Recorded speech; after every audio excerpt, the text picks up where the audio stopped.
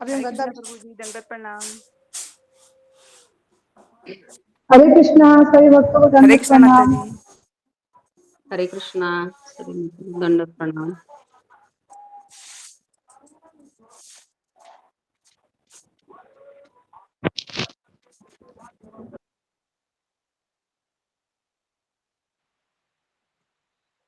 हरे कृष्णा सभी वैष्णव भक्तों के चरणों में दंडवत प्रणाम।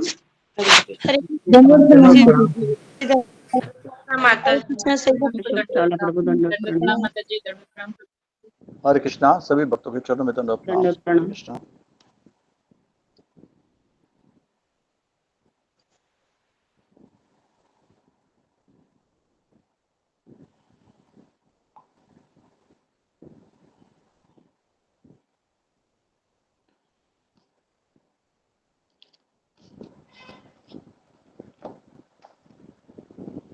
गुरु जी मैं बोलूँ हरे ना? कृष्णा पूजा माता जी दंडवत प्रणाम। हरे कृष्णा दंडवत प्रणाम प्रभु जी। दंडवत प्रणाम शुरू माता करो। जी। जी माता जी। जी माता जी धन्यवाद। ओम अज्ञानतिमिरान्धस्य ज्ञानाञ्जनशलाकया चक्षुरुन्मिलितं येन तस्मै श्रीगुरुवे नमः। नमो विष्णुपदाय कृष्णप्रेष्ठाय भूतले श्रीमते भक्तिवेदान्त स्वामिनिति नामिने। नमस्ते सारस्वते देवे गौरवाणी प्रचारिणे निर्विशेष शून्यवादी पाश्चात्य देशतारिणे। जय श्री कृष्ण चैतन्य प्रभु नित्यानंद श्री अद्वैत गदाधर श्रीवासादि गौर भक्त वृंद। हरे कृष्ण कृष्ण कृष्ण हरे हरे, हरे राम राम राम हरे हरे। श्री गुरु चरण केवल भक्ति सदा, बंधु मोहि सावधान मते, जहर प्रसादे भाई ए भव तोरिया जाय। कृष्ण प्राप्ति हो जहाँ होय ते, कृष्ण प्राप्ति हो जहाँ होय ते। गुरुमुख पद्म बख्या, चित्त कोरिया क्या, आरे ना कोरि हो मने आशा। श्री गुरु चरणे रति, ऐसे उत्तम गति, जे प्रसाद पूरे सर्व आशा, जे प्रसाद पूरी सर्व आशा। चक्षुदान दिलो जे जन्मे जन्मे प्रभु से, दिव्य ज्ञान हृदय प्रकाशितो, दिव्य ज्ञान हृदय प्रकाशितो। प्रेम भक्ति जहाँ होते, अविद्या विनाश जाते, वेदे गाय जहाँ चरितो, वेदे गाय जहाँ चरितो। श्री गुरु करुणा सिंधु अधम जनार बंधु, लोकनाथ लोकेर जीवना, लोकनाथ लोकेर जीवना। आहा प्रभु करो दया, देहो मोर पद छाया। हा प्रभु करो दया, देहो मोर पद छाया।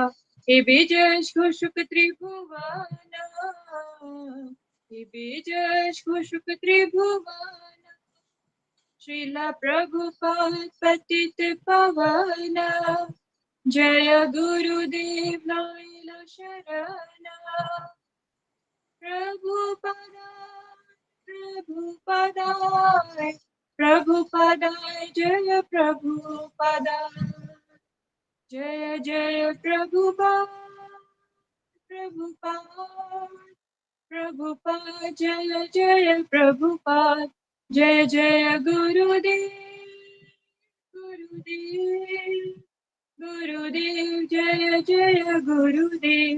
निताय गौर हरि बोल, हरि बोल, हरि बोल। निताय गौर हरि बोल, निताय गौर हरि बोल, हरि बोल, हरि बोल निताई गौर हरि बोल।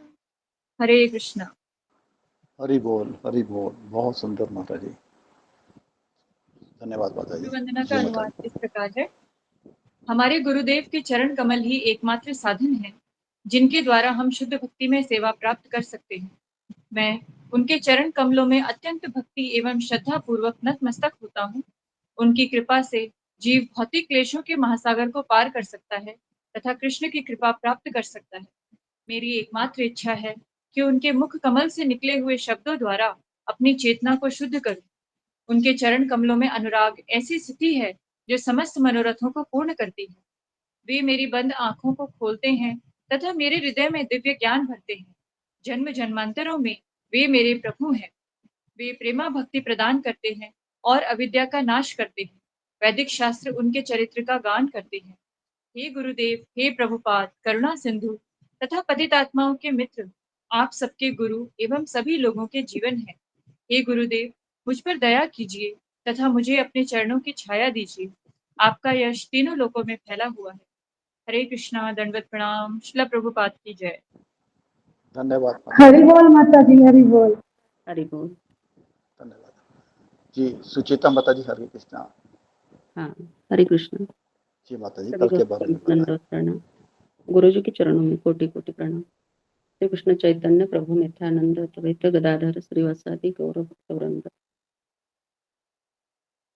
प्रभु जी, मैं पहली बार बोल रही हूँ, थोड़ा कोई गलती हो तो माफ करना। नहीं, कोई बात नहीं माता जी, बहुत अच्छी बात है। हरे कृष्णा। कल के सत्र में गुरु जी ने कुरुक्षेत्र में ब्रजवासी और कृष्ण का पुनर्मिलन इस विषय पर बात की, हमें बताया। कृष्ण के वृंदावन छोड़ने के बाद बहुत वर्ष से सूर्य ग्रहण आ गया। सूर्य ग्रहण के अवसर पर कृष्ण ने देवकी, वसुदेव और 16,108 रानियों के साथ ब्रह्म सरोवर जाने की योजना बनाई, मगर नंद बाबा को निमंत्रण नहीं भेजा। भगवान ने सोचा कि नंद बाबा को पता चल ही जाएगा कि मैं कुरुक्षेत्र आ रहा हूँ। वैसे ही नंद बाबा को कैसे तो पता चलता है कि कृष्ण कुरुक्षेत्र आ रहे हैं। जैसे ही उनको पता चला तो सारे ब्रजवासियों को इतना आनंद होगा कि ऐसा लगा सबके शरीर में प्राण आ गया और कृष्ण को मिलने का अवसर मिल गया। नंद बाबा सब ब्रजवासियों को बोले, हम सब कुरुक्षेत्र जाएंगे। कृष्ण आ गए। वृंदावन में आनंद की लहर दौड़ पड़ी। तो गुरुजी ने पूछा कि सबके शरीर में प्राण आ गए, ऐसा क्यों कहा? कृष्ण ने, क्योंकि कृष्ण के बिना उन लोगों को जीना नहीं आता था। जैसे कि एक मछली पानी के बिना रह नहीं सकती। एक उदाहरण दिया गुरुजी ने, और दूसरा एक उदाहरण दिया था कि चातक पक्षी पहली बारिश के बूंद का इंतजार करता है। ये दो उदाहरण दिए थे। जैसे ही सबको पता चल जाता है कि हम कृष्ण से मिलने जा रहे हैं, तो सब गोपियों ने अच्छे अच्छे पकवान बनाने की सोचा और बनाए। कृष्ण के लिए सभी ने अच्छे अच्छे वस्त्र पहन लिए। गोपियों ने श्रृंगार किया और आभूषण पहन लिए। तो गुरुजी ने एक सवाल किया था कि हम किसी से मिलने जाते हैं तो बड़ी तैयारी के साथ क्यों जाना चाहिए? तो यहाँ पर गोपियां है, वो श्रृंगार करते समय क्या सोच रही थी? कृष्ण मुझे देखे और प्रसन्न हो जाए, इसलिए वो सज रही थी।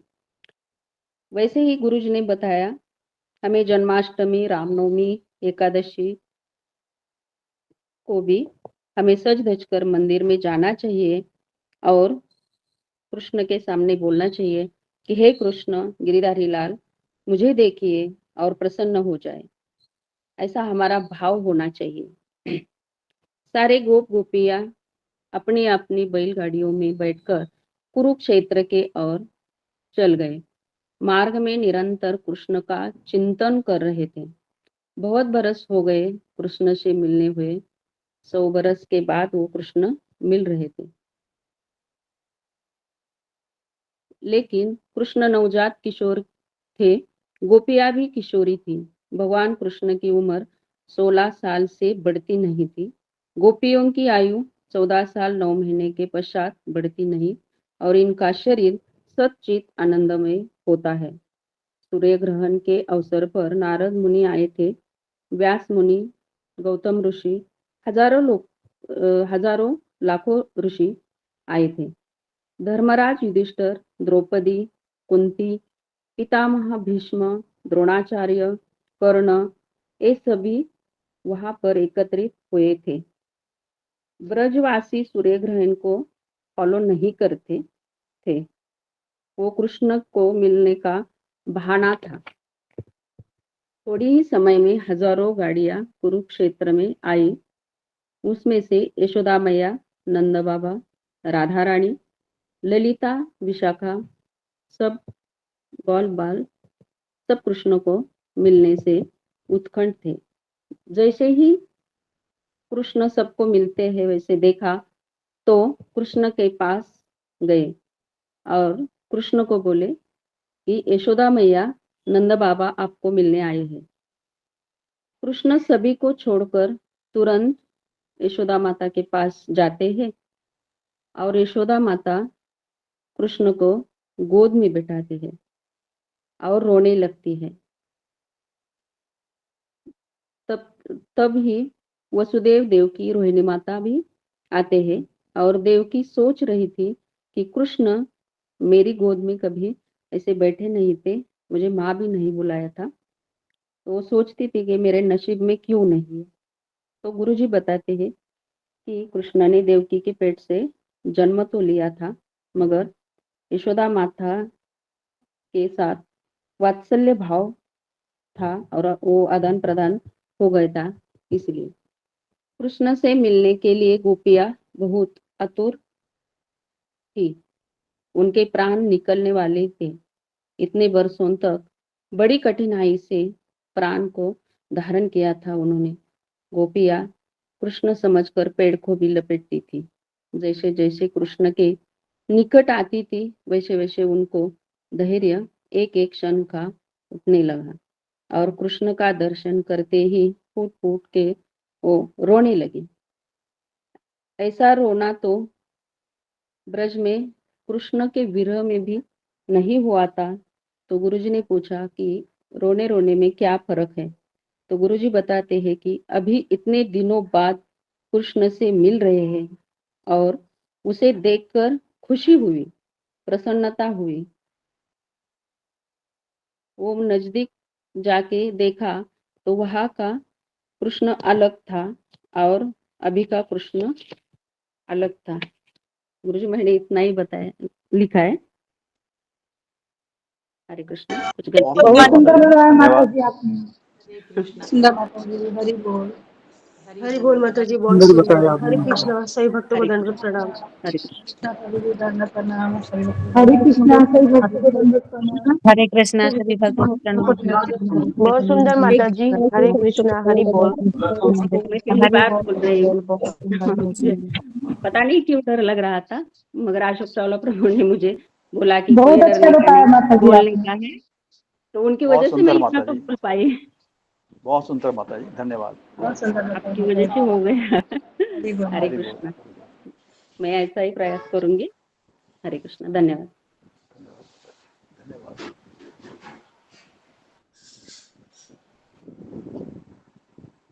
दे दे अब क्या। सभी भक्तों के चरणों में दंडवत प्रणाम।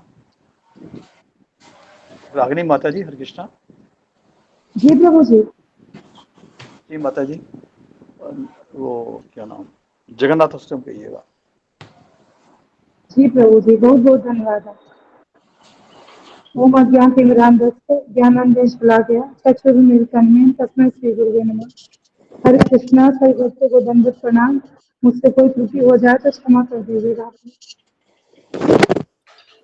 सदा चित्तविंदी तथा विपिन संगीत सराव मुदा धीरी नारी बदन कमला सदन रूपा रमा शंभु ब्रह्मा मर पति गण चित पादो जगन्नाथ स्वामी नयन पथगामी भवतु में मुझे सब वेणु सर छिपी की पुछम कथिता के दुकुलम नित्रांते सा चरितटाक्षं विदभते सदा श्रीमद् वृंदावन वसति लीला परिचयो जगन्नाथ स्वामी नयन पथगामी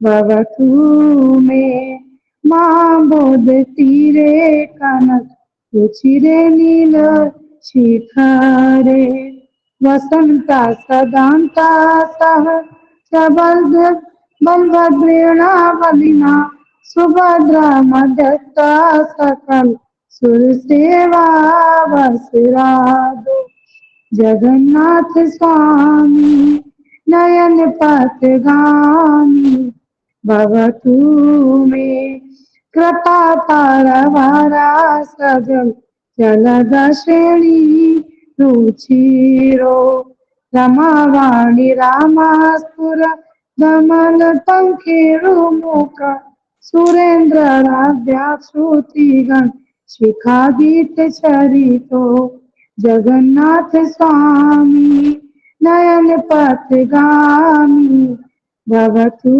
में रथारूढ़ गच्छन् पति मिलित भूदेव वटाले स्तुति प्रादुर्भावं प्रति पद्मुपाकर्ण्य सदया दया सिंधुर्बंधो सकल जगतां सिंधु सुतया जगन्नाथ स्वामी नयन पथगामी भवतु में परम ब्रह्म पीडा कुवर यदलोत्पुनयनो निवासी नीलाद्रोणी चरणोऽनंत शीर्षि रसानंदी राधा सरस बकुरा लिंगन सुखो जगन्नाथ स्वामी नयन पथगामी भवतु में नवेयाचयाजं तथा कनक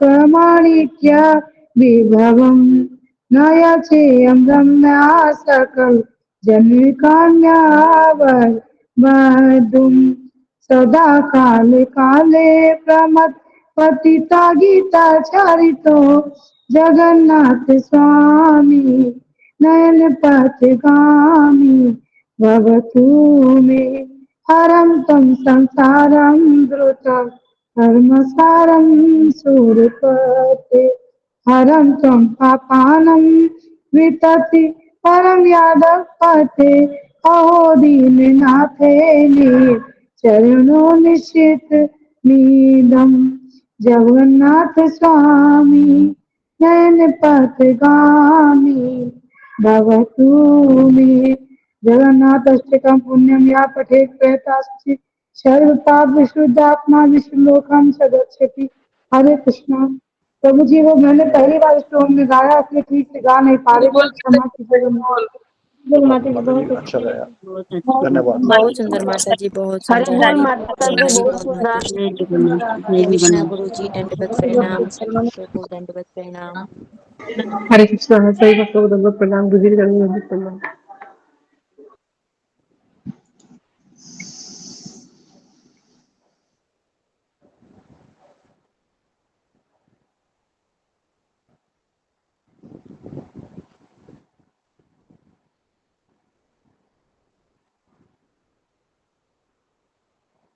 जी हरे कृष्णा हरे कृष्णा हरे कृष्णा, दंडवत प्रणाम गुरु जी। हरे कृष्णा गुरु जी, दंडवत प्रणाम। हरे कृष्णा गुरु जी, दंडवत प्रणाम। कृष्णा गुरु जी दंडवत सभी प्रणाम। भक्तों सही को भक्तों को दंडवत दंडवत प्रणाम।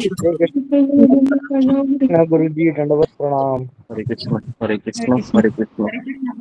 कृष्ण हरे कृष्ण सभी प्रभु जी दंडवत प्रणाम, सभी दंडवत प्रणाम, हरे कृष्ण। हरे कृष्ण। ओम अज्ञानतिमिरान्धस्य ज्ञानाञ्जनशलाकया चक्षुरुन्मिलितं येन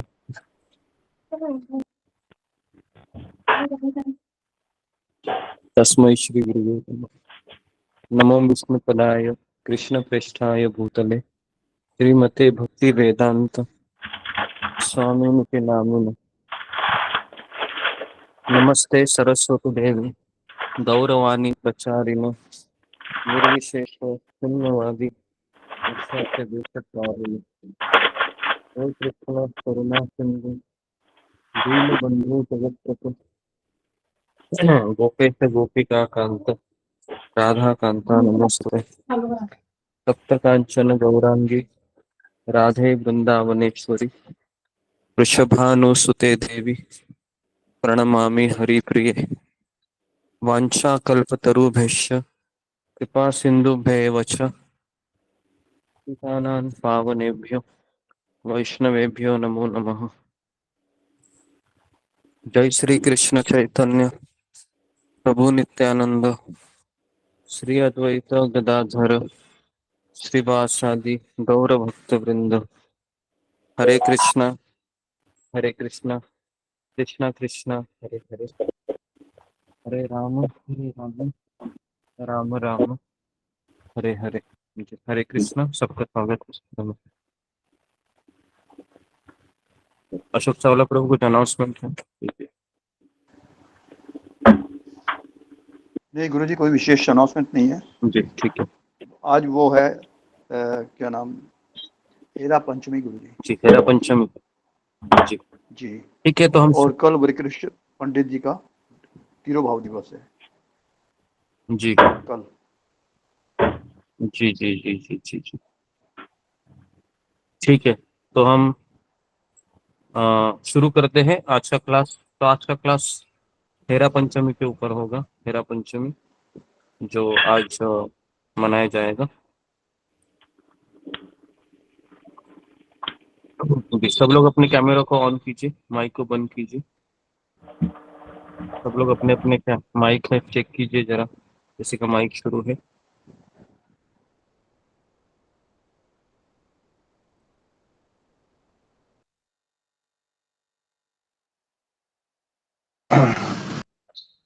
अच्छा, हरे कृष्णा।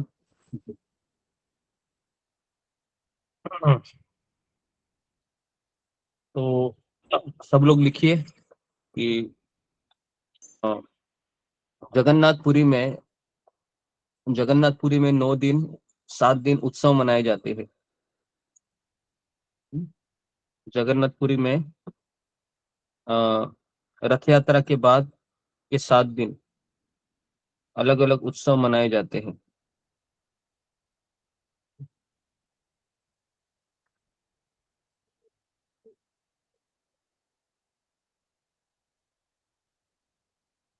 फिर लिखिए कि उत्सव ये शब्द कहाँ से आया है।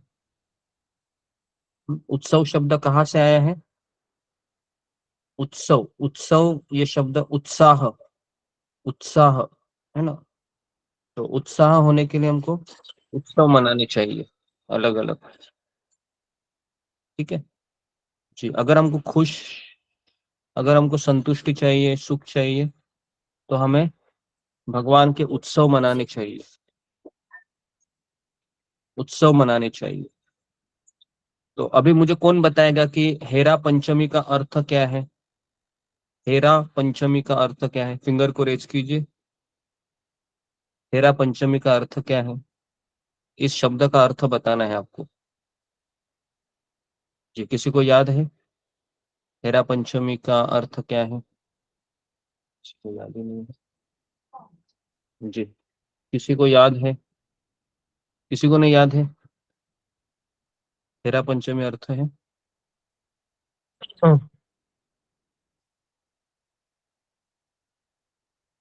जी, सात्विक वर्मा। हरे कृष्णा प्रभु जी, दंडवत प्रणाम प्रभु जी। निहारना, देखना या निहारना होते हैं। देखना या निहारना। देखना या निहारना, गूगल सर्च किया क्या? से या पता था? ओके, सब लोग लिखिए। हेरा पंचमी मतलब हेरा मतलब देखना या निहारना। हेरा मतलब देखना या निहारना, और पंचमी मतलब पांचवा दिन।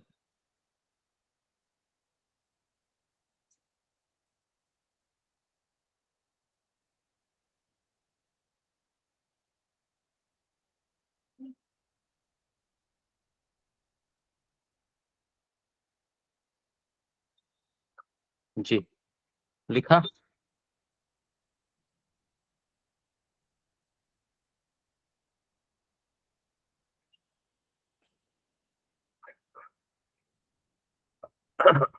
तो हेरा पंचमी के दिन लिखिए, लक्ष्मी देवी लक्ष्मी भगवान जगन्नाथ जी के दर्शन के लिए गुंडीचा मंदिर की यात्रा करती है। हेरा पंचमी के दिन देवी लक्ष्मी भगवान जगन्नाथ के दर्शन के लिए गुंडीचा मंदिर की यात्रा करती है।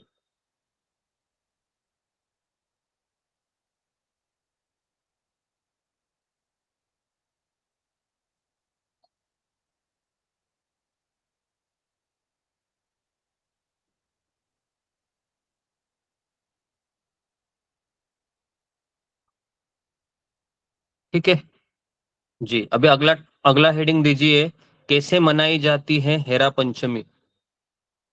हेरा पंचमी को कैसे मनाया जाता है? हेरा पंचमी को कैसे मनाया जाता है? हाँ,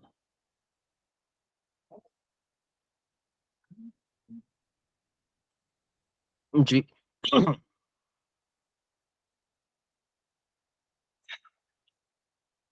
तो हेरा पंचमी गुंडीचा मंदिर के परिसर में मनाई जाती है। इसका लोकेशन लिखिए, गुंडीचा मंदिर के परिसर में मनाई जाती है।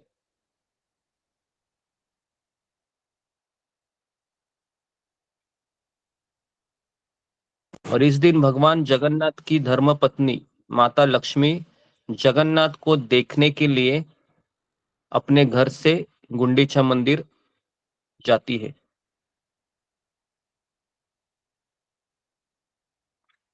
इस दिन भगवान जगन्नाथ की धर्मपत्नी माता लक्ष्मी जगन्नाथ को देखने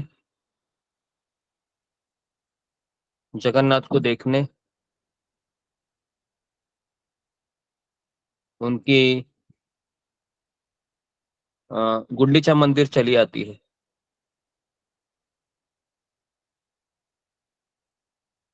तो महालक्ष्मी को मंदिर तक पालकी में लेकर जाया जाता है। लक्ष्मी को मंदिर तक पालकी में लेकर जाया जाता है, मतलब जगन्नाथ मंदिर से गुंडीचा मंदिर तक। जी। तो माता लक्ष्मी को जगन्नाथ मंदिर से गुंडीचा मंदिर तक लेकर पालकी में लाया जाता है।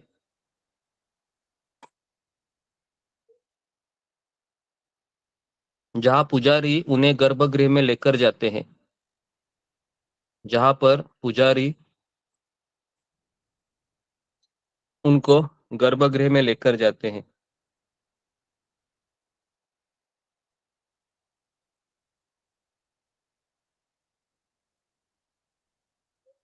और भगवान जगन्नाथ से मिलवाते हैं। और भगवान जगन्नाथ से मिलवाते हैं। और भगवान जगन्नाथ से मिलवाते हैं। फिर पुजारी माता लक्ष्मी की तरफ से जगन्नाथ जी की आरती करते हैं। फिर पुजारी माता लक्ष्मी की तरफ से जगन्नाथ भगवान की आरती करते हैं।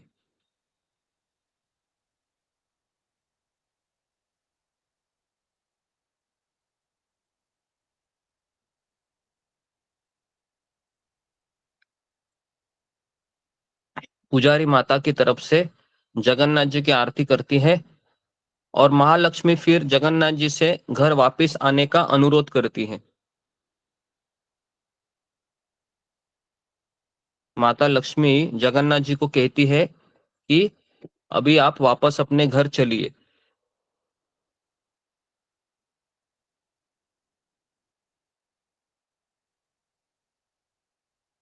अभी वापस आप अपने घर चलिए, ऐसा कहती। तो महालक्ष्मी फिर बाहर निकलती है।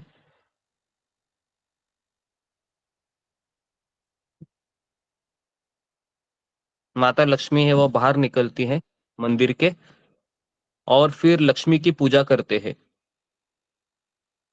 और फिर लक्ष्मी की पूजा करते हैं और उन्हें दही अर्पित किया जाता है। और उन्हें दही अर्पित किया जाता है। तो इस तरीके से ये हेरा पंचमी मंदिर में मनाई जाती है। जी, कितने लोगों ने लिखा है? फिंगर को रेज कीजिए। जी, शीला बैरागी पढ़िए। हरे कृष्णा गुरु जी। जगन्नाथपुरी में रथ यात्रा के बाद 7 दिन अलग अलग उत्सव मनाए जाते हैं। ये उत्सव का अर्थ उत्साह से आया है। अगर हमको सुख संतुष्टि चाहिए तो हमें उत्सव मनाना चाहिए। हीरा पंचमी का अर्थ क्या है? हीरा मतलब देखना या निहारना, और पंचमी मतलब 5वां दिन। हेरा पंचमी के दिन देवी लक्ष्मी भगवान जगन्नाथ जी के दर्शन के लिए गुंडीचा मंदिर की यात्रा करती है। कैसे मनाई जाती है हेरा पंचमी? हेरा पंचमी गुंडीचा मंदिर के परिसर में मनाई जाती है। इस दिन माता लक्ष्मी अपने घर से गुंडीचा मंदिर जगन्नाथ जी को देखने जाती है। महालक्ष्मी को मंदिर तक पालकी में लेकर जाया जाता है, जहां पुजारी उन्हें गर्भगृह में लेकर जाते हैं और भगवान जगन्नाथ जी से मिलवाते हैं। फिर पुजारी माता लक्ष्मी जी की तरफ से भगवान जगन्नाथ जी की आरती करते हैं और महालक्ष्मी जी फिर जगन्नाथ जी से वापस घर आने का अनुरोध करती है। महालक्ष्मी जी बाहर निकलती है और फिर लक्ष्मी जी की पूजा करते हैं और उन्हें दही अर्पित किया जाता है। हरे कृष्णा। ओके जी, सब लोगों ने लिखा है ऐसे ही? जी, कितने लोगों का कंप्लीट हुआ है पूरा ये जो अभी शीला बैरागी माता जी ने बताया? जी, कंप्लीट किया है 19। जिन लोगों ने कंप्लीट नहीं किया है वो लिख सकते हैं जो अभी अभी इन्होंने पढ़ा। तो आप समय पर लॉगिन हो जाइए, है ना। और जगन्नाथ अष्टकम भी अटेंड करना बहुत जरूरी है। जैसे अभी जगन्नाथ यात्रा का महोत्सव चल रहा है। जी, 20 लोगों ने लिखा है अभी तक। ठीक है, आगे बढ़ते हैं। अभी लिखिए कि माता लक्ष्मी जगन्नाथ जी का रथ क्यों तोड़ती है? माता लक्ष्मी जगन्नाथ का रथ क्यों तोड़ती है?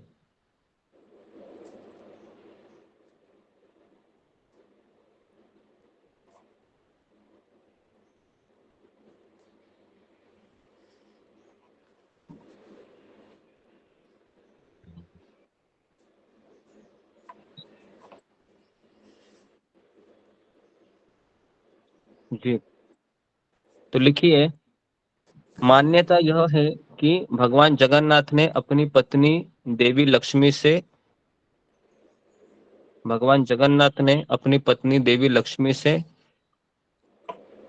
वादा किया था कि वह अगले दिन वापस आएंगे। भगवान जगन्नाथ ने माता लक्ष्मी से वादा किया था कि वो अगले दिन वापस आएंगे। लेकिन भगवान जगन्नाथ अगले दिन वापस नहीं लौटते। लेकिन भगवान जगन्नाथ अगले दिन वापस नहीं लौटते।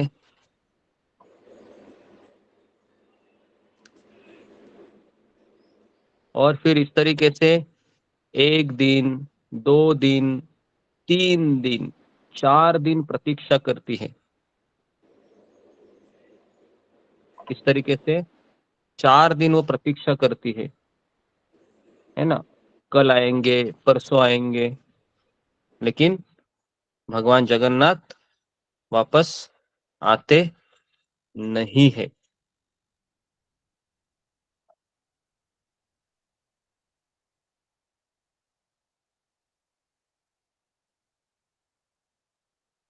तो फिर वह स्वयं 5वें दिन पालकी पर सवार होकर गुंडीचा मंदिर जाती है।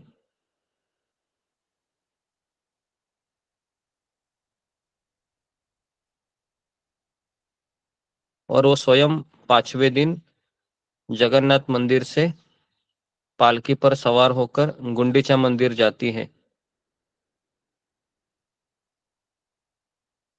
और गुंडीचा मंदिर के बाहर जगन्नाथ जी का रथ देखती है। गुंडीचा मंदिर के बाहर जगन्नाथ जी का रथ देखती है।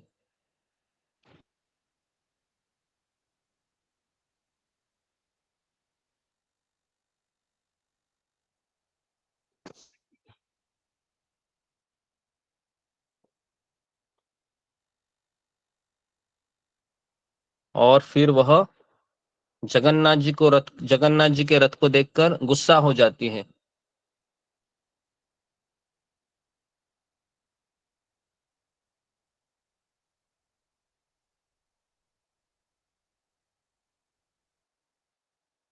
और अपने एक सेवक को जगन्नाथ जी का रथ को तोड़ने के लिए भेजती है। और अपने एक सेवक को जगन्नाथ जी के रथ को जगन्नाथ जी के रथ को तोड़ने के लिए भेजती है।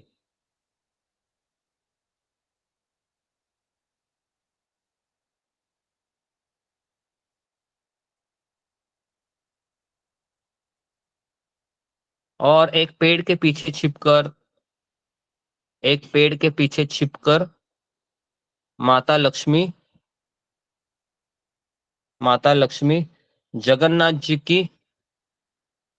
जगन्नाथ जी का रथ तोड़ने की क्रिया देखती है। एक पेड़ के पीछे छिपकर वे जगन्नाथ जी का रथ तोड़ने की क्रिया देखती है।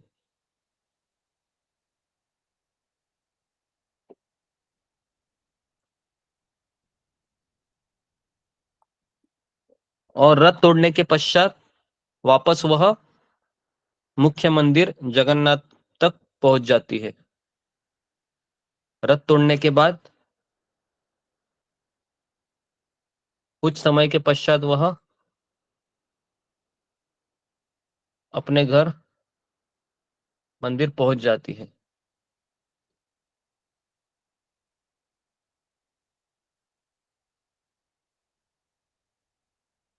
यह सब अपने प्यारे पति को यह सब अपने प्रिय पति को सबक सिखाने के लिए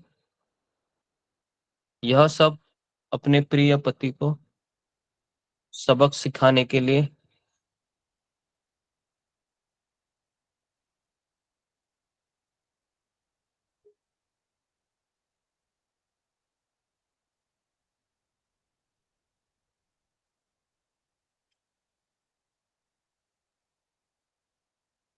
करती है। प्रभु जी, इसका टाइटल क्या था? इसका हेडिंग क्या था इस पैराग्राफ का? क्या था हेडिंग अशोक चावला प्रभु? जी गुरु जी, माता लक्ष्मी जगन्नाथ जी का रथ क्यों तोड़ती है? हाँ,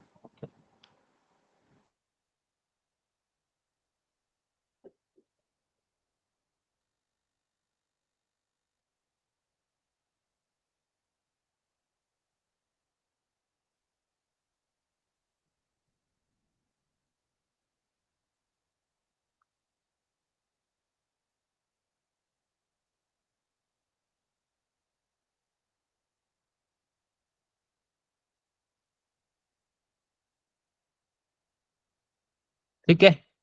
तो ये छोटी सी कथा है, इसमें ज्यादा डिटेल नहीं है।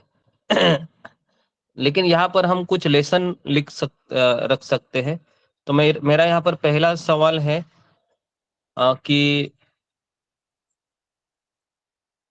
इस कथा में हमको ऐसा लग सकता है कि ये कथा जैसे घर में जब पति है वह बाहर चला जाता है और समय पर वापस नहीं आता है तो पत्नी गुस्सा करती है।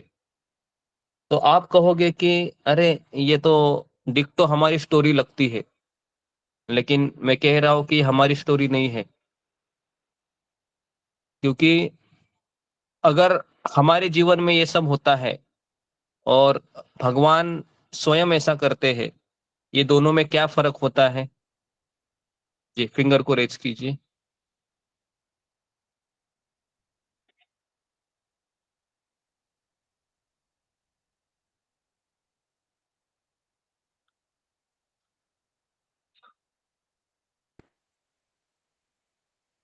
जी, सावित्री नेगी। हरे कृष्णा गुरु जी, दंडवत प्रणाम गुरु जी। गुरु जी, हम भगवान के कृत्य से हमारा कृत्य अलग है। हम तो लड़ाई झगड़ा करेंगे, है ना, मिसबिहेव करेंगे एक दूसरे के साथ, पर प्रभु जो भगवान है जगन्नाथ जी, वो लक्ष्मी जी के इस कृत्य को देख के प्रश्न होते हैं कि वो कितना प्रेम करते हैं उनसे। हरे कृष्णा गुरु जी। Okay, next Ritu Jatwani. हरे कृष्ण प्रभु जी, दंडवत प्रणाम। प्रभु जी, मेरे हिसाब से ऐसा हो सकता है कि जो भगवान है वो रस का आदान प्रदान करते हैं, लेकिन हम जो बद्ध जीव हैं वो ये सब नहीं सोचते ना। हम इंद्रिय तृप्ति के लिए सोचते तो हमारे अंदर बहुत अनर्थ है। बट जो भगवान है वो तो रस का आदान प्रदान कर रहे हैं अपने भक्तों के साथ। तो जो लक्ष्मी जी हैं और जो जगन्नाथ जी हैं, वो उनका माधुर्य रस तो नहीं बोल सकते, उनका कौन सा ऐश्वर्य रस का आदान प्रदान कर रहे हैं वो। मेरे हिसाब से ऐसा हो सकता है प्रभु जी। ओके, धन्यवाद। और इसके अलावा कोई? अनुराधा गोयल। हरे कृष्णा प्रभु जी, दंडवत प्रणाम। प्रभु जी, जो हमारे हमारे जीवन में हो रहा है वो हमारे कर्मों की वजह से हो रहा है। और जो भगवान तो क्या कहते हैं, लीला करने के लिए, भक्तों को प्रसन्न करने के लिए सब कुछ करते हैं। जी, ओके। तो आप सबने सही उत्तर दिया है। तो जी, सब लोग इस प्रश्न का उत्तर लिखिए। नंबर 1 कि हम अपने कर्म के कारण हमको पति पत्नी मिलते हैं। अपने कर्म के कारण हमको पति पत्नी बच्चे माता पिता ये सब मिलते हैं। देखिए, हमें अपने कर्म के कारण माता पिता पति पत्नी बच्चे मिलते हैं। और जब जी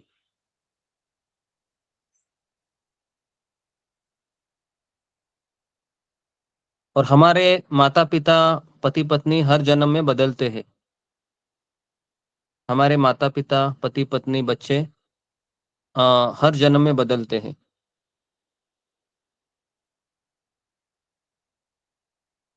हर जन्म में बदलते हैं। हर जन्म में बदलते हैं। दूसरा है, हम जब हम जब हम जब इस संसार में कुछ कार्य करते हैं, हम जब इस संसार में रहकर कुछ कार्य करते हैं,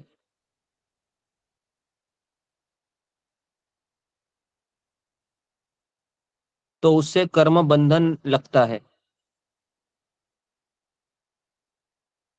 तो उसे कर्म बंधन लगता है।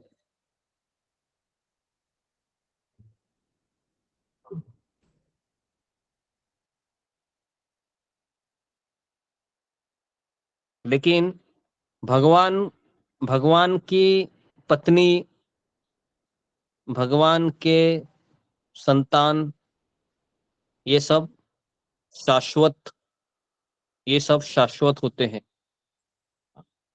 ये सब शाश्वत होते हैं। ये सब शाश्वत होते हैं।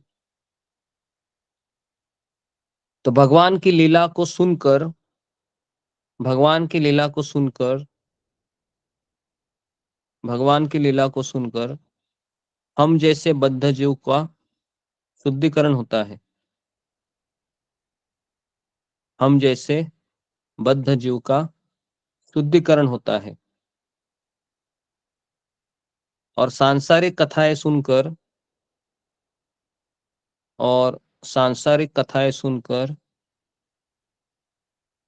हम बंधन में फंस जाते हैं,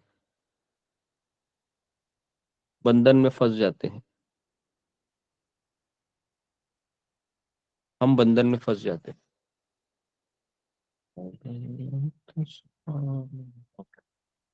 ठीक है, क्लियर है जी? इसमें किसी को सवाल है? एक बार और थोड़ा सा लास्ट में दोहरा दीजिए, लास्ट वाला दोहरा दीजिए जी। किसने लिखा है? फिंगर को रेस कीजिए पूरा। जी जी जी जी जी, ओके जी। पढ़िए राधा कृष्णा चरण दासी माता जी। हरे कृष्ण गुरु जी, पंचांग प्रणाम। और दूसरा वाला बोलना है? अंतिम जो 5 लाइन है, 4-5, पूरा ही जी सवाल पूरा सवाल पढ़िए, आंसर पूरा पढ़िए। जी। अपने कर्म का पति पत्नी माता पिता बच्चे मिलते हैं और हमारे पति पत्नी माता पिता बच्चे हर जन्म में बदलते रहते हैं। और दूसरा है, हम जब इस संसार में रहकर कार्य करते हैं उससे कर्म बंधन लगता है, लेकिन भगवान की पत्नी संतान ये सब शाश्वत होते हैं। भगवान की लीला को सुनकर हम जैसे बच्चों का शुद्धिकरण होता है और सांसारिक कथाएं सुनकर हम बंधन में फंस जाते हैं। हरे कृष्ण गुरु जी। जी ओके, और थोड़ा सा और अच्छे से जी पढ़िए अंजलि साहू। हरे कृष्ण गुरु जी, दंडवत प्रणाम गुरु जी। हम अपने कर्म के कारण माता पिता पति पत्नी बच्चे मिलते हैं। हमारे हमारे माता पिता पति पत्नी बच्चे हर जन्म में बदलते हैं। हम जब इस संसार में रहकर कुछ कार्य करते हैं तो उससे कर्म बंधन लगता है, लेकिन भगवान के पत्नी भगवान के संतान ये सब शाश्वत होते हैं। भगवान की लीला के अनुसार हम जैसे बहुत जीवों का शुद्धिकरण होता है और संसारिक कथा को सुनकर हमें बंधन से पहुंच जाते हैं। ओके जी जी हरे कृष्ण। ओके जी। कितने लोगों ने कितने जनों ने लिखा है ये क्वेश्चन? फिंगर को रेस कीजिए। लिखा है?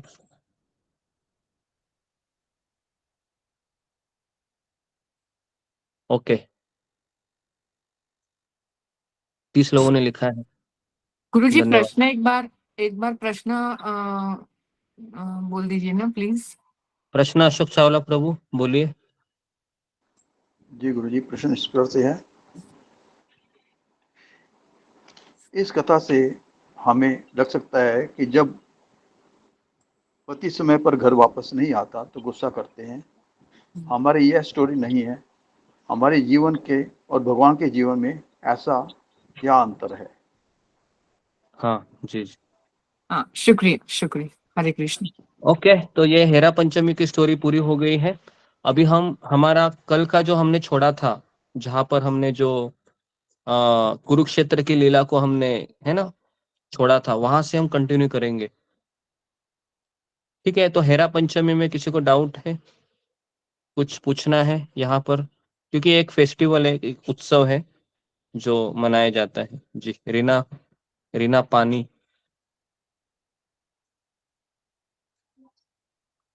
कुछ पूछना है? गौरी राठौड़। हरे कृष्णा गुरुजी, गुरुजी चरण में दंडवत प्रणाम।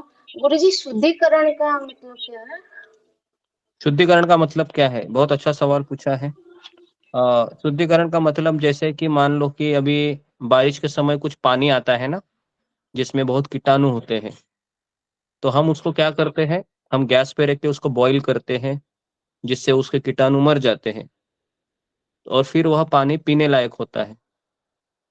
तो वैसे ही अभी हमारा जो हृदय है वह बहुत गंदा है, बहुत कीटाणु जीवाणु अलग अलग उसमें भरे हुए हैं, है ना, कई कई जन्मों से। तो जब हम भगवान का नाम लेकर, भगवान की लीला को सुनकर हम क्या करते हैं, उसको साफ सफाई करते हैं, तो उस प्रक्रिया को ही शुद्धिकरण कहते हैं। ठीक है, क्लियर है जी।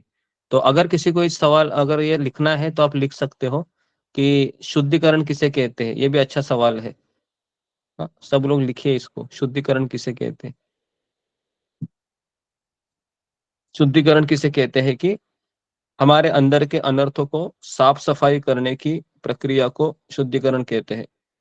और इसके लिए आप उदाहरण दे सकते हैं, जो बारिश के पानी का हमने दिया ना, अभी बारिश के पानी में सब कीटाणु जीवाणु होते हैं, तो उसको गर्म करके फिर पीने लायक बना लेते हैं। तो ये उदाहरण एकदम सटीक एग्जाम्पल है, शुद्धिकरण। जी, लिखिए, मैं आपको 1 मिनट देता हूँ शुद्धिकरण ये सब लिखने के लिए, है ना। अपने भाषा में लिखिए उसको।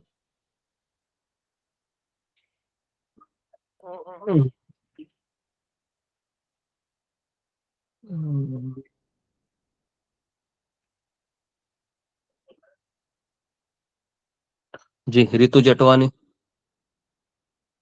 बोलो क्या हरे पूछना है कृष्ण आपको। प्रभु जी। यस प्रभु जी। तो मुझे मेरा एक क्वेश्चन ये है कि जैसे जो जो सोनावेश होता है भगवान का, वो भी लक्ष्मी माता जब नाराज हो जाती है तो वो चली जाती हैं, फिर भगवान को जब वो आते हैं जगन्नाथपुरी में तो उनको सोनावेश पहनाया जाता है ना लक्ष्मी माता को, ये करने के लिए, मनाने के लिए। तो वो इससे रिलेटेड ही है क्या प्रभु जी? सोनावेश पहनाया जाता है जी। ये सोनावेश पहनाया कब जाता है मुझे इतना पता नहीं है।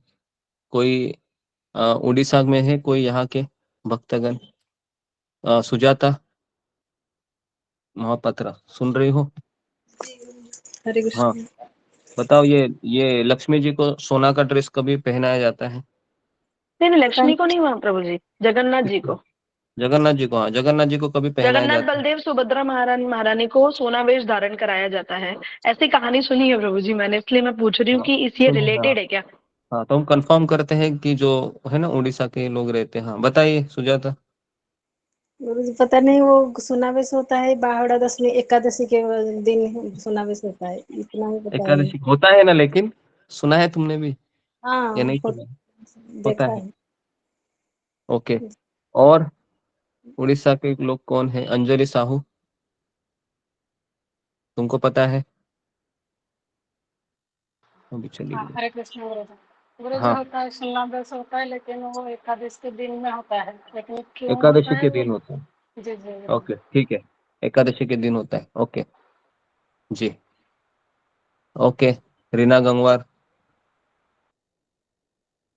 हरे कुछ कृष्णा कहना गुरु है। दंडवत प्रणाम प्रभु जी। मैंने हम्म।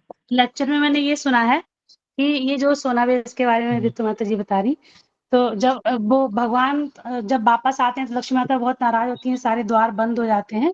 तो फिर हाँ। भगवान लक्ष्मी माता जी को खुश करने के लिए सोनावेश धारण करते हैं। एक रीजन ये बताया, दूसरा रीजन ये बताया कि जब भगवान का ये स्नान यात्रा होती है ना, तो स्नान यात्रा से भगवान के ऊपर इतना पानी गिरने से भगवान का जो सौंदर्य है वो थोड़ा-सा फीका पड़ जाता है।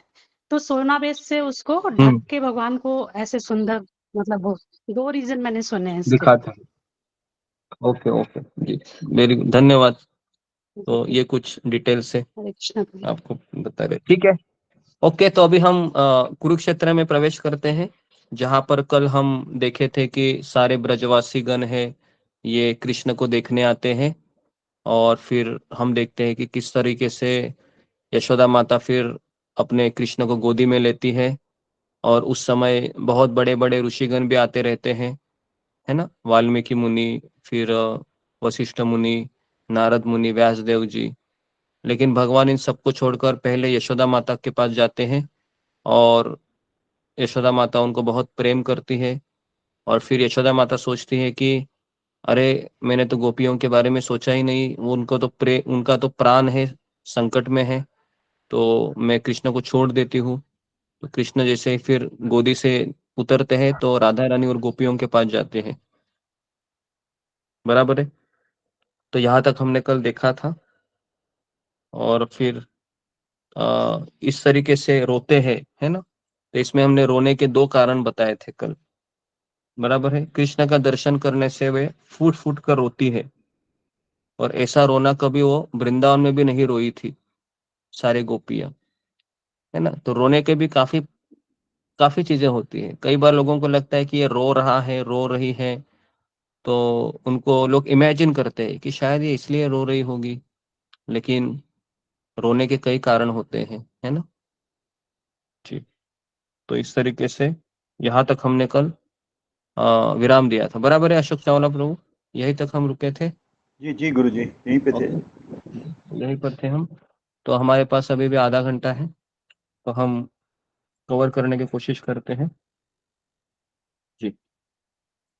तो अभी अभी लिखिए गोपियों की कृष्ण पर आसक्ति। गोपियों की कृष्ण पर आसक्ति, हेडिंग दीजिए, गोपियों की कृष्ण पर आसक्ति।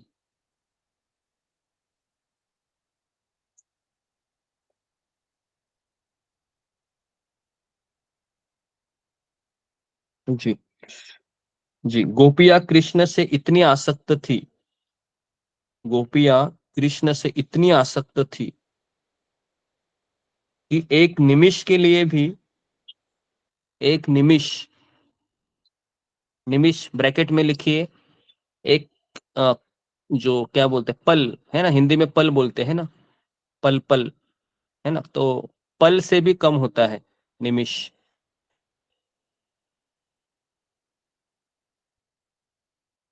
ठीक है जी। एक निमिष के लिए भी कृष्ण या का उनकी पलकों से ओझल होना, कृष्ण का उनकी पलकों से ओझल होना।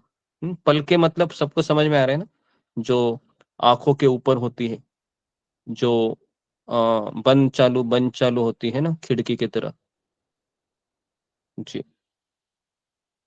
तो उनके लिए असह्य हो जाता है।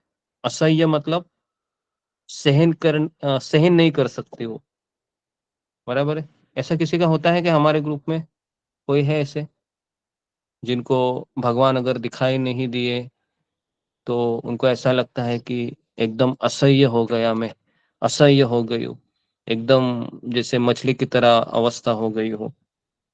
ऐसा होता है किसी का? गुरुजी, हाँ, कभी कभार। ओके जी, ऐसा किसी का होता है जागृति? अगर ऐसा किसी का हो रहा है तो वो भगवान के शुद्ध भक्त है ना, मैं हरे उनको कृष्णा, नमस्कार करता दंडवत हूँ। प्रणाम गुरुजी, सभी भक्तों को दंडवत प्रणाम। हाँ, नजरों के सामने तो जी, आपका माइक बंद हो गया जी, वापस कीजिए। हाँ, काम करते करते भी हाँ। जब हम जगे हुए होते हैं, हमारे कामों में व्यस्त होते, तभी भी कॉन्स्टेंटली वो मूर्त तो आंखों के सामने होती है। इसके अलावा रात में अगर कभी अचानक से नींद उड़ जाती है तो तभी भी सबसे पहले तो कृष्ण ही दिखाई देते, कृष्ण और राधा दोनों। क्योंकि मैंने अच्छा। एक बहुत ही सुंदर फोटो लगा के रखा है, ताकि सुबह सुबह आंख खुलते ही सबसे पहले यही मूर्ति का दर्शन होता है। हरे कृष्ण। तो वो अभी 24 घंटे यानी रहती है मूर्ति सामने, नजरों के सामने। हरे कृष्ण। ओके जी, तो ओके जी, तो इसके ऊपर हम क्या बताना चाहेंगे अशोक चावला प्रभु? इसको हम किस तरह से हम लेंगे, या फिर किसी के ऊपर हम टिक्का तो नहीं कर सकते हैं, दिखता भी होगा किसी को, लेकिन हमें हमारे आचार्य क्या बोलते हैं इसके ऊपर? अगर किसी को ऐसे बहुत ही ज्यादा ही भाव है ना, तो फिर उसने अपनी जीवन शैली देखनी चाहिए, नंबर 1 कि हाँ मेरी जीवन शैली ऐसे। और दूसरा है कि हमारे आध्यात्मिक गुरु से वह ये शब्द आने चाहिए कि हाँ अभी तुम उस स्तर पर पहुंच गए हो या पहुंच गई हो, इस तरीके से। तो बहुत बार ऐसा होता है कि हमारा मन हमको कहता भी है कि तुम्हें कृष्ण से बहुत प्रेम हो रहा है, और हमें भी लगता है कि हाँ मुझे सही में हो रहा है, लेकिन क्योंकि जिस मन से हम कई चीजें सोचते हैं, उसी मन से हम ये भी सोच रहे हैं भक्ति के बारे में, तो इसलिए कोई बाहर का व्यक्ति ही हमको इसके बारे में सर्टिफिकेट दे सकता है। जागृति माता जी सुन रही है? हाँ, तो ये सब चीज, जैसा कि मैं हमेशा उदाहरण देता हूँ कि जैसे अभी आप भगवान के पास चली गई और अचानक भगवान के हाथों से फूल गिरा, तो हम उसको कैसे लेंगे, बताइए। चमत्कार हो गया। चमत्कार हो गया, ओके। और जागृति माता जी, अगर आप चली गई और अचानक फूल गिरा तो आप कैसा बोलोगी अचानक? हरे कृष्ण, दंडवत प्रणाम। पॉजिटिवली लूंगी, जैसे कि भगवान मुझ पे प्रसन्न है, यानी उनकी कृपा बरस रही है मुझ पर, कुछ अच्छा ही होगा मेरा, इस तरह से। ओके जी। अचानक भगवान के हाथ से फूल गिरा तो हम उसको कैसे लेंगे? तो ये चीज होने से कई बार ऐसे होता है कि मैं बहुत अच्छा भक्त हूँ, ऐसा इंडिकेशन फिर आता है, क्योंकि मेरे लिए भगवान ने फूल गिराया। ये एक हो सकता है भाव। और दूसरा ये भाव हो सकता है कि पुजारी ने शायद फूल अच्छे से नहीं रखा था और मेरा आना और वो गिरना, ये दोनों एकदम मैच हो गया और वो गिर गया। ये एक दूसरा कारण हो सकता है। तो इन दोनों में से हमारे आचार्य कहते हैं कि अगर हमने पहला वाला कारण ले लिया कि सही में मैं आया और फूल गिर गया, तो फिर हमें ऐसा लगेगा कि मैं तो एकदम भगवान का पर्सनल हो गया, अभी पर्सनल श्रेणी भी आ गया एकदम। तो ऐसा एक हमारे में अहंकार का भाव आ सकता है और फिर हम दूसरे भक्तों को कमजोर समझ सकते हैं। ये पहली बात। और दूसरा है कि शायद मैं तो इतना पतित हूँ, इतना सब कुछ पाप करता रहता हूँ मैं, तो फिर भी ये फूल गिरा तो मुझे ऐसा लगता है कि मंदिर के पुजारी ने उसको अच्छे से नहीं रखा होगा और ये कोइंसिडेंट हो गया, क्योंकि मुझे पता है कि मैं कितना भक्त हूँ। आई बात समझ में? क्लियर है सबको? क्योंकि इसमें बहुत सारी चीजें हो सकती है कि हाँ, तो मैं स्पेशल हूँ, क्योंकि ये हमारे जो वरिष्ठ भक्त हैं, ये मैं अपनी अपनी बात नहीं कर रहा हूँ, हमारे राधा गोपीनाथ मंदिर के एक वरिष्ठ ब्रह्मचारी गोविंद प्रभु है, वो हमेशा इस पे बोलते हैं कि ऐसा कई बार होता है कि मेरे आने से हम, है ना, इस तरीके से होना पॉजिटिवली ले सकते हैं, लेकिन वो पॉजिटिवली लेने से हमारे में विनम्रता आई तो बहुत अच्छा है, लेकिन अगर अहंकार आ रहा है तो फिर कुछ गड़बड़े। जी, इतने सब फिंगर क्यों रेस हो गए? जी, रूबी कुमारी कुछ कहना है? तो मुझे एक क्वेश्चन था। हाँ, एक मिनट, आता हूँ मैं आपके पास। रूबी कुमारी कुछ कहना है? नहीं गुरु, नहीं गुरु जी, आपने क्वेश्चन पूछा था ना कैसे लेना चाहिए, उसी का आंसर देने के लिए हाँ हुए हाँ, हैंड रेज। ठीक है, ओके। रितु जटवानी, हाँ बोलो। प्रभु जी, एक सिचुएशन है जैसे कि भगवान है, मतलब विग्रह है राधा कृष्ण, और वो सेंटर के डीटीज है, लेकिन ऐसा बोला जाता है कि उनको हमको घर में सेवा करनी है 5-6 फैमिलीज को। तो अगर एक फैमिली को वो दे दिए गए हैं और अभी उन्होंने इतनी सेवा करने के बाद उनसे रहा ही नहीं जा रहा उनके बिना, और वो बोल रही है कि नहीं मेरे पास ही होने चाहिए ये, और मतलब उनका भाव ये है कि, मतलब उनका भाव ये आ रहा है कि नहीं मुझे यही चाहिए, मैं इनके बिना नहीं रह सकती, मैं कैसे रहूंगी इनके बिना, ये वो। तो प्रभु जी ये क्या भाव है, ये मतलब कैसा उसको माना जाएगा कि वो उनका भाव बहुत अच्छा है क्या, उनका आसक्ति बहुत ज्यादा हो रही है भगवान के अंदर, ये क्या है, मुझे समझ नहीं आ रहा। जी, पहली बात तो अभी यशोदा माता का देखा हमने व्यवहार। यशोदा माता की गोदी में कृष्ण थे तो उसने किसके बारे में सोचा? गोपियों के बारे में सोचा ना, कि अभी गोपियों की बारी है ना, कृष्ण को लेने की, कृष्ण को प्रेम करने की, बराबर है ना। तो उसने क्या पकड़ के रखा क्या यशोदा मैया ने, मेरा कृष्ण मैं किसी को नहीं दूंगी? तो ऐसा यशोदा माता का तो स्वभाव नहीं था वहां पर, है ना। तो अगर 6 भक्त मिलकर गए हैं तो मुझे ऐसा लगता है कि अगर सही में वो मतलब प्रगत भक्त है तो वो ये सोचेगा कि मुझसे भी अच्छी सेवा 5 लोग कर रहे हैं, तो इनके पास अच्छे से रहने दो, है ना, कि इनसे पास, क्योंकि एक भक्त ये सोचता है कि जिससे मैं प्रेम कर रही हूँ ना, उसकी सेवा कहाँ पर अच्छी हो रही है, ये वो हमेशा ज्यादा सोचेगा या ज्यादा सोचेगी, है ना। तो इसलिए हम यशोदा माता के भाव से ये देख सकते हैं कि एक भक्त है, ये दूसरे भक्तों को ज्यादा कृष्ण की सेवा करते हुए देखकर आनंद होता है, प्रसन्न होता है। ठीक है जी। Okay Prabhu ji, thank you. हाँ, सुचेता हडम्बर। हरे कृष्णा गुरु जी, मुझे पंढरपुर में गए ना, तो विट्ठल भगवान के साथ ऐसा होता है कि मुझे वो मूर्ति देख के ऐसे बहुत रोना आता है मेरे को। जी, रोना आना स्वाभाविक है ना। एक होता है कि स्त्री के आंखों में ही आंसू होते हैं, और अगर भगवान उनके सामने अगर खड़े हैं तो उनको अपने दुख याद आते हैं, क्योंकि उनको उनको सुनने वाला कोई नहीं होता है ना। कोई उसको समय नहीं देता है लेडीज को घर में। तो जब भगवान की मूरत देखती है वो, तो उसको लगता है कि ये है ना, ये हमारा कृष्ण है, चलो भाई इसको मैं अभी सुनाती हूँ मेरी दर्द भरी कथा। तो फिर वो आंखों से झपझप झपझप झपझप झपझप आंसू गिरने लगते हैं, और फिर आंसू खत्म हो जाते हैं, फिर वो नॉर्मल भी हो जाती है ना। फिर नॉर्मल होकर फिर अपनी सारी चीजें वो कंटिन्यू कंटिन्यू करती रहती है। तो कहने का अर्थ है कि यहाँ पर क्या बताया गया है कि गोपियां है एक निमिष के लिए भी अपने कृष्ण को अपने आंखों से दूर नहीं होने देती। तो हमारा कैसा होता है ना, हमारा कुछ समय के लिए होता है, बराबर है। 24 घंटे में कभी आप कीर्तन सुन रही हो, कोई भजन सुना है, तो 5 मिनट 2 मिनट के लिए इतना ऐसा लग रहा है कि अभी ऐसा लग रहा है कृष्ण मेरे हृदय में प्रकट हुए, बराबर है। ऐसी फीलिंग आती है। 2 minute 3 minute 1 minute 4 minute 5 minute maximum, बराबर है।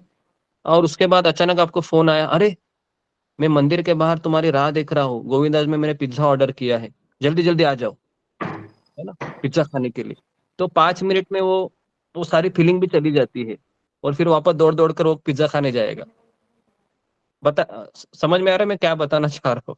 मैं ये बताना चाह रहा हूँ कि वो जो फीलिंग आती है ना, वो फीलिंग कुछ समय के लिए होती है, मतलब जो एक भाव आना है, अच्छा आना है। लेकिन जब वो कांस्टेंट रहती है ना, 24 घंटा जब रहेगी ना, तो फिर समझने का कि ये सही फीलिंग है। अभी 24 घंटा फीलिंग है क्या हमारी? किसी की नहीं है। क्योंकि ठीक है, 5 मिनट 2 मिनट अच्छा लगता है कीर्तन में। कितने लोगों का ये अनुभव हुआ है?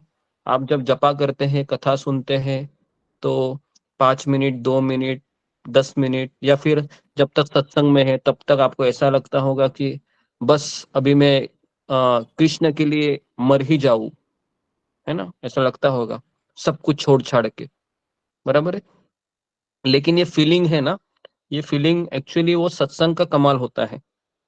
आई बात समझ में? जैसे वो सत्संग चला गया, फिर हम नॉर्मल हो जाते हैं, है ना। फिर आपको फोन आएगा, पिज्जा खाने आ जाओ, बर्गर खाने आ जाओ, भगवान को भोग लगाया है ना, आप तुरंत चले चले जाएंगे। ठीक है जी। इसमें किसी को कुछ सवाल है, कुछ पूछना है? 19 लोगों का ऐसा हुआ है, मेरा भी ऐसा हुआ है ना, कई बार। लेकिन अभी हमको समझ में आ रहा है कि वो थोड़ा बहुत भगवान रेसिप्रोकेशन करते। हाँ, कुछ पूछना है? स्मिता मोहंती, ओके। अभय यादव, आपको कुछ पूछना है? नहीं प्रभु जी, उसी के लिए मतलब प्रेजेंट उसी किया के लिए था। है ना। तो ये नॉर्मल है, हाँ। कि ये ऐसा नहीं, मुझे लगता है कि 70 के 70 लोगों के जीवन में ऐसा हुआ होगा। जैसे भी यहाँ पर 75 लोग है ना। आप यहाँ पर आप आए हैं, इसका मतलब है कि जिंदगी में कभी ना कभी वो दिन आया होगा आपके, और आप कभी वृंदावन गए होंगे, जगन्नाथपुरी गए होंगे, या रथ यात्रा खींच रहे होंगे, और आपको ऐसा लग रहा होगा, ऐसा लग रहा होगा कि क्या एकदम मेरे अंदर ऐसे भाव आ रहे हैं, है ना, आंखों से आंसू आ रहे हैं। प्रभु जी एक क्वेश्चन था।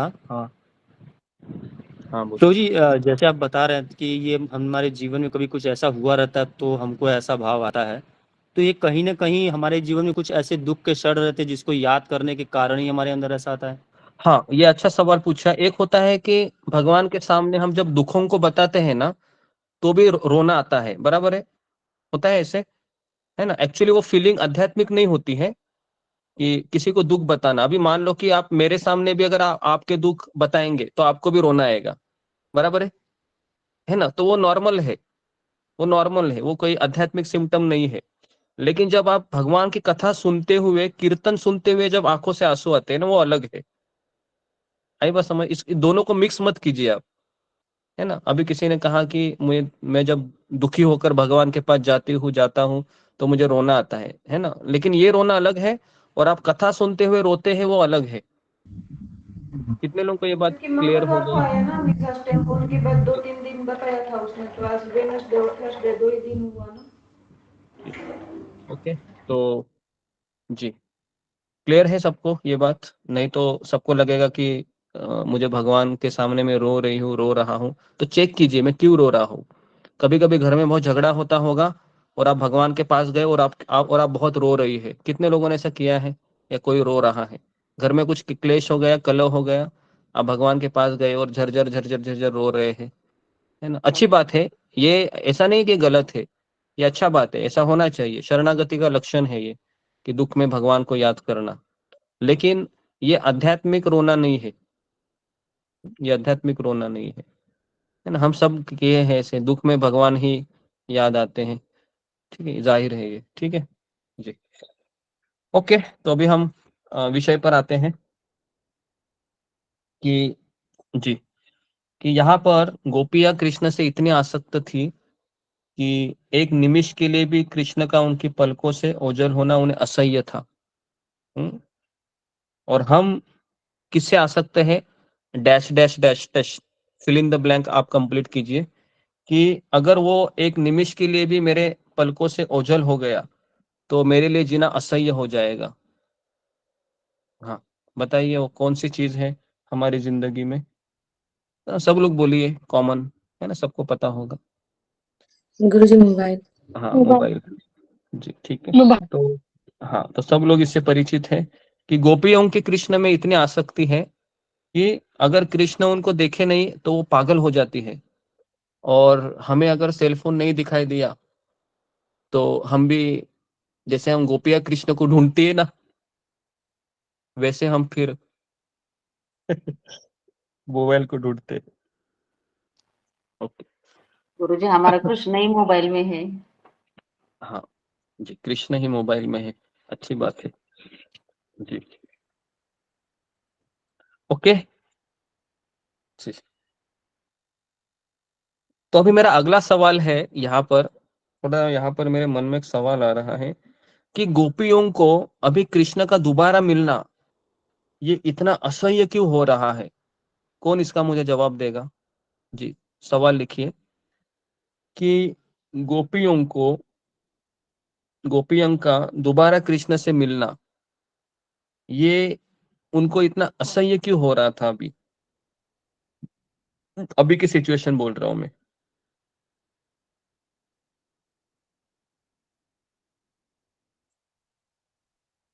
जी, बताइए। ओके, परवीन शाही।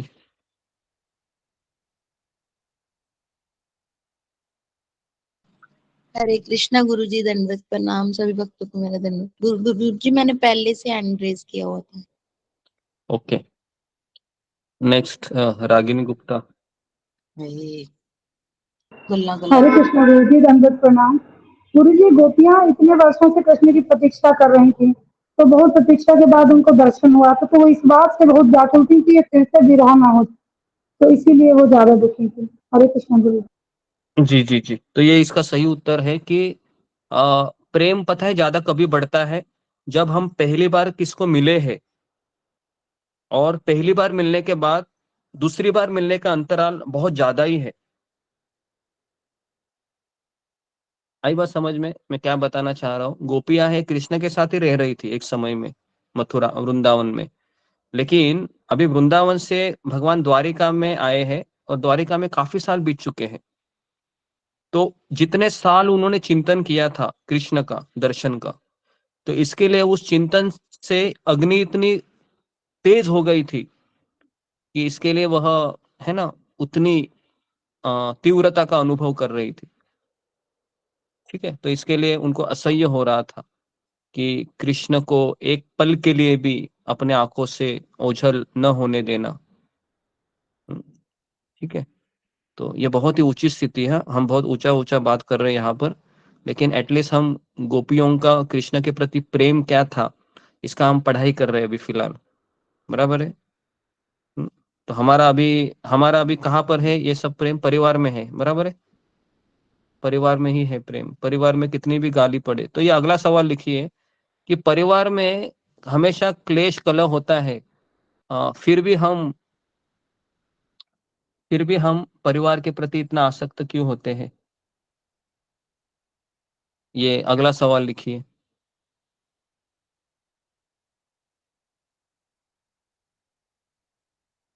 कि परिवार में क्लेश कलह होने के बावजूद हम परिवार के प्रति आसक्त कृष्ण से ज्यादा क्यों होते हैं?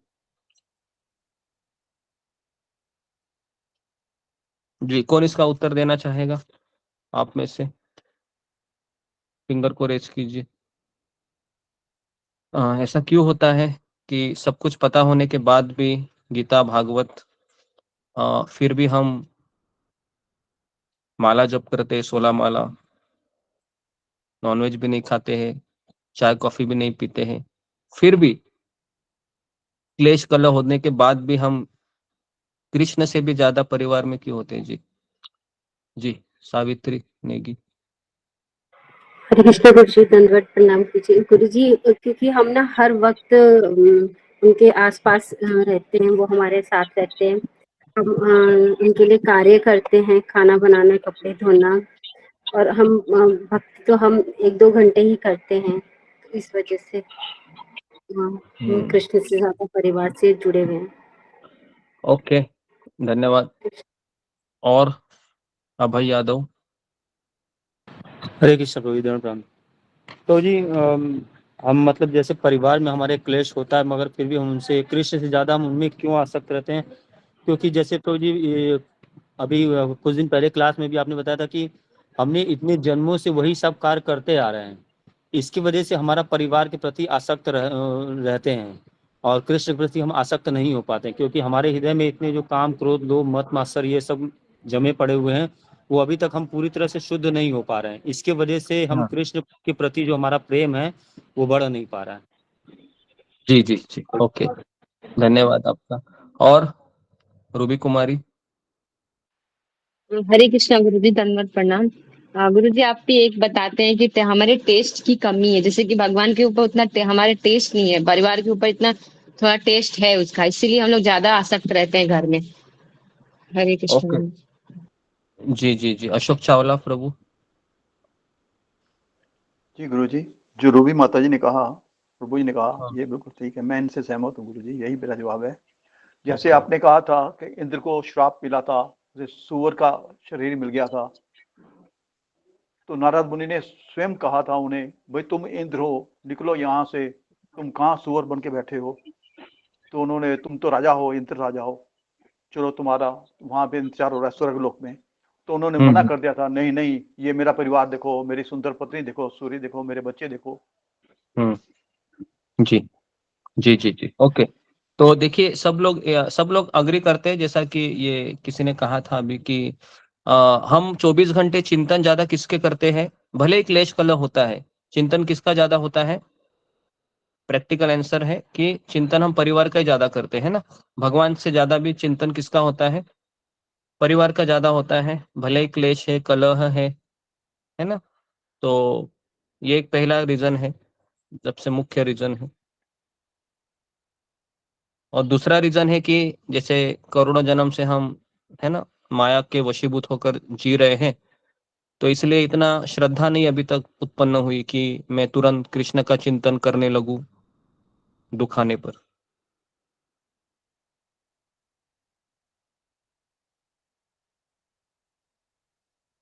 ठीक है, तो लिखिए इसको ऐसे ही कि हम परिवार से भी ज्यादा, सॉरी, कृष्ण से भी ज्यादा परिवार का चिंतन करते हैं। कितने लोग इसको अग्री करते हैं कि कलह क्लेश में भी हम उसी के बारे में सोचते हैं ना? अभी कलह हो गया, मान लो क्लेश हो गया, तो हम किसके बारे में सोचेंगे? भगवान के बारे में सोचेंगे या उसके बारे में सोचेंगे जिसने आपको क्लेश दिया है? हाँ, है ना?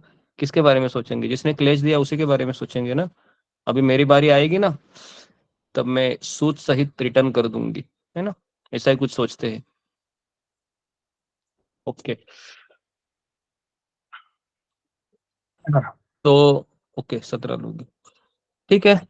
तो अभी हम आगे बढ़ते हैं कि तो ये गोपियों की आसक्ति हो गई, ठीक है। तो गुरुजी ये उत्तर को किसी से किसी भक्त से कहो ना कि एक बार दोहरा दे उत्तर को। हाँ, क्या लिखा है अशोक चावला प्रभु आपने अभी इसका? जी, पहला जवाब इसका पहला पॉइंट है, हम 24 घंटे परिवार का चिंतन करते रहते हैं। और दूसरा पॉइंट है, करोड़ों जन्मों से हमारे ये हम माया के वशीभूत होकर जी रहे हैं, इससे विलग होना आसान नहीं है। जी जी जी। अशोक चावला प्रभु आप बहुत अच्छा लिखते हैं, फटाफट फटाफट। कैसे? तुरंत तुरंत तुरंत तुरंत अभ्यास है आपका, लगता है लिखने का। कोशिश करता हूँ गुरुजी। हाँ, अच्छा है। आप बैंक में भी रहे थे ना, तो वहां पर भी लिखाई करते होगे, इसके लिए जी शायद गुरुजी, हो सकता बैंक में तो कंप्यूटर था गुरुजी, उस पे लिखते है। थे। ओके।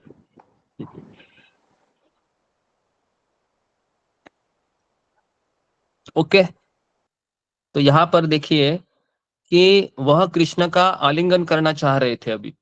अगला पॉइंट लिखिए कि जब कृष्ण को देखा तो कृष्ण को ऐसे गले लगाना चाह रहे थे, है ना, क्योंकि गोपियों का भाव अलग है, माधुर्य भाव है।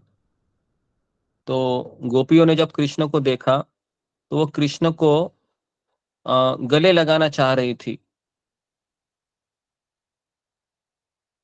लेकिन लेकिन उन्होंने देखा कि ये, है ना, हम सभी लोगों के बीच खड़े हैं, जहां पर यशोदा माता है, नंद महाराज है, जहां पर यशोदा माता है, नंद महाराज है, अन्य गोपगण है। तो फिर उन्होंने अपने ही मन में कृष्ण को गले लगाया। तो उन्होंने अपने ही मन ही मन कृष्ण का आलिंगन किया।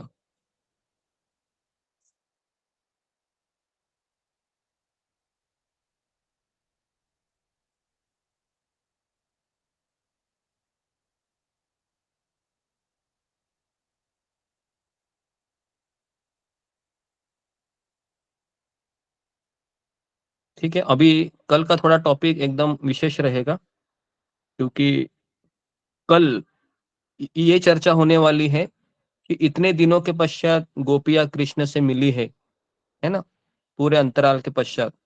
तो अभी कृष्ण है वह उनको एकांत पर लेके जाते हैं, और फिर जो पूछताछ करते हैं, है ना,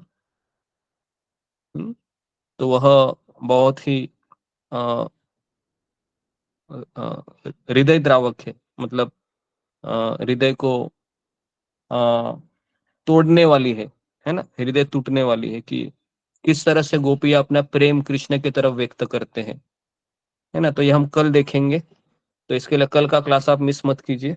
कल हम बहुत ही एकदम ही डिटेल में चर्चा करेंगे कि गोपियां भी अपना प्रेम कृष्ण की तरफ व्यक्त करेंगे, और उसमें सारे भाव आएंगे, कृतज्ञता आएगा, विनम्रता आएगी, सहनशीलता, सारी चीजें उसमें दिखाई देगी। ठीक है, तो यहाँ पर मैं रुकता हूँ। किसी का कुछ प्रश्न है तो हमारे पास 5 मिनट है, अगर कुछ किसी को पूछना है तो पूछ सकते हैं जी। ओके, सावित्री नेगी। हरे कृष्णा गुरु जी, धन्यवाद, प्रणाम गुरु जी। गुरु जी, हम गोपियों के जैसे भाव कैसे उत्पन्न कर सकते हैं कि हर क्षण हर पल हम कृष्ण को ही याद करते रहें? जी, तो जी, पहला बात है कि हम जब गोपियों के बारे में सुनते हैं, हम जब राधा रानी के बारे में सुनते हैं, हम जब माँ यशोदा के बारे में भी सुनते हैं, तो हमें ये स्वाभाविक है कि लगना कि काश मैं राधा रानी होती, या फिर काश मुझे भी यशोदा जैसे भाव आते थे, काश मुझे भी गोपियों के जैसे भाव आते थे। लेकिन हमारे आचार्य कहते हैं कि हमें उनका सेवक बनने की अभिलाषा करनी चाहिए। हमें यशोदा माता का सेवक बनना, राधा रानी की सेविका बनना, तो वो हमारा भाव होना चाहिए, क्योंकि वो पोजीशन पहले से बुक है। हम यशोदा माता नहीं बन सकती, हम राधा रानी नहीं बन सकती, ना हम अष्ट सखिया बन सकती है, ना हम कृष्ण के मित्र बन सकते हैं, क्योंकि वो पहले से बुक है वहां पर। और वृंदावन का भाव क्या है? वृंदावन में जो भगवान के सेवकों का सेवक है, उसे भगवान के सेवक से भी ज्यादा आनंद आता है। आई बात समझ में? वापस मैं इसको रिपीट कर रहा हूं। जो व्यक्ति वहां पर भगवान की सेवकों की सेवा कर रहा है ना, तो उस व्यक्ति को जो भगवान की डायरेक्ट सेवा कर रहे हैं ना, उससे ज्यादा आनंद मिलता है। तो ये वृंदावन का मूड है।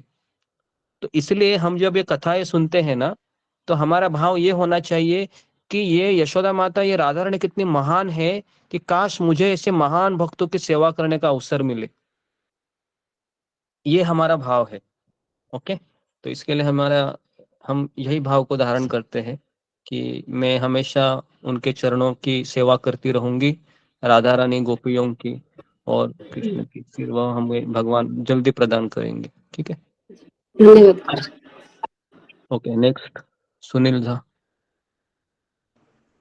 हरे कृष्णा गुरु जी, दंडवत प्रणाम। सभी भक्तों को दंडवत प्रणाम। गुरु जी, अभी आपने ऐसा कहा कि जब हमें दुख आता है तो भगवान के सामने जाकर के रोना, ये सब मतलब, तो क्या ये गलत बात है गुरु जी? हमें नहीं रोना चाहिए इससे अगर दुख आता है तो। और दूसरी प्रश्न ये है कि गुरु जी, आपने एक बार बताया था कि जिस अगला शरीर हमें उसी का मिलता है। तो गुरुजी 2-4 दिन पहले मुझे कुछ काट लिया था, तो बहुत तेज दर्द था। कुछ काटा था पर खून नहीं निकला और मैंने देखा भी नहीं कि मुझे क्या काटा, पर इतना तेज दर्द था, इतना तेज दर्द था कि असहनीय पीड़ा थी। तो उस टाइम पे तो मुख में भगवान का नाम था। अगर मृत्यु भी होता तो मैं ये सोच रही थी हरे कृष्णा का जाप कर रही थी, और लेकिन पूरा शरीर, पूरा दिमाग उसी दर्द पे था। तो अगर उस टाइम पे मृत्यु होता तो मतलब क्या होता गुरुजी? ओके, तो जब पहला सवाल है कि भगवान के सामने हम जब रोते हैं तो रोना चाहिए, वो ऐसा नहीं कि वो गलत बात है ना। हमको सबको रोना चाहिए, भगवान के सामने रोने के लिए ही तो हमको जन्म मिला है। लेकिन ये रोना है और आध्यात्मिक जीवन में हम जो अनुभव करते हैं उससे जो रोना आता है, ये दोनों अलग है, ये मैंने कहा था। दूसरी बात है कि अगर हमें कोई पीड़ा होती है तो उसमें भगवान का नाम अगर याद आ रहा है तो वो बहुत अच्छी बात है। और अगर हम देह छोड़ते समय अगर भगवान की याद आई है तो निश्चित रूप से हम भगवत धाम चले जाएंगे। लेकिन ये समय बताएगा कि उस समय हमारी क्या मनस्थिति होगी, क्योंकि अभी जो तुमको जो पीड़ा हुई होगी वो सहनीय होगी कुछ हद तक, क्योंकि मृत्यु के समय तो जो पीड़ा होती है वो अलग ही होती है। उस समय तो हमारा मन भी ठिकाने में नहीं होता है ना। मैंने स्वयं ऐसी मृत्यु देखी है, जो भक्त जीवन भर माला किए है ना, उनका भी मृत्यु मैंने देखा है कि इतना आसान नहीं है ना, क्योंकि इतना पेन होता है कि मन में भी इतने सारे विचार घूमते हैं, हम हमारे सामने लोगों को भी नहीं पहचान पाते। तो वैसी परिस्थिति होती है। तो हमारे लिए अगर भक्त लोगों के साथ अगर हम हैं और उनके बीच अगर हम मरते हैं तो वही हमारी एकमात्र आशा है फिलहाल, है ना। तो इसके लिए अगर हम घर परिवार में रहकर मरेंगे तो फिर हमारा बहुत ही कठिन है रास्ता, क्योंकि उस समय तो परिवार वाले पता नहीं कि वो तो इसको पागलपन कहेंगे कि मरते समय ये क्या अजीब अजीब हरकत कर रहे हैं, है ना। और पहली बात तो अगर मरते समय हमारे आजू बाजू में एक भी भक्त नहीं है तो फिर ये गारंटी है कि हम भगवत धाम नहीं जाएंगे, क्योंकि जितने भी मैंने इस्कॉन में डेथ देखे हैं ये सब मैंने भक्तों के बीच रहते हुए उन्होंने शरीर छोड़ा है। अकेले अगर कोई छोड़ेगा तो निश्चित रूप से वह उसके मुख से नाम निकलना बहुत कठिन है। ठीक है, रागिनी गुप्ता।